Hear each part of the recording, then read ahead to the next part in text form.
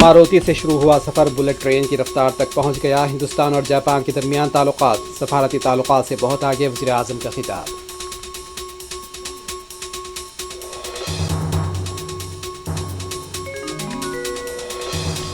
نائب صدر جمہوریہ کے عہدے کے امیدوار بی سدرشن ریڈی کی لکھنؤ میں سماجوادی پارٹی کے قائدین سے ملاقات.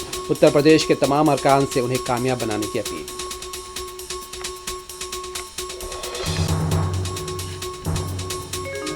سدرشن ریڈی سے متعلق وزیر داخلہ امت شاہ کے ریمارک کو لے کر بی جے پی اور کانگریس کے درمیان بیان بازیاں.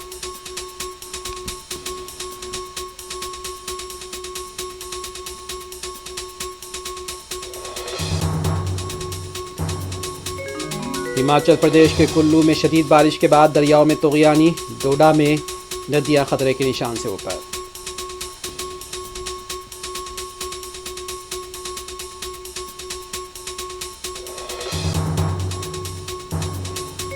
تلنگانہ اسمبلی کا 30 اگست سے 5 دنوں کے لیے اجلاس طلب کیے جانے کی اطلاع. کالیشورم رپورٹ پر ہوں گے مباحث. 29 اگست کو کابینہ کا اجلاس.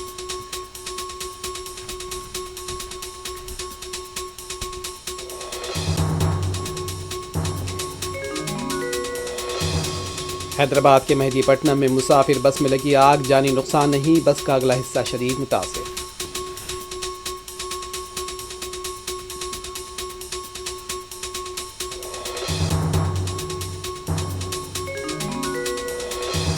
ریاست تلنگانہ کے مختلف اضلاع بشمول حیدرآباد میں آئندہ 36 گھنٹوں کے دوران بارش کی پیش قیاسی. حیدرآباد میں آج صبح سے مطلع ابرآلود. شام اور رات میں بارش کا امکان.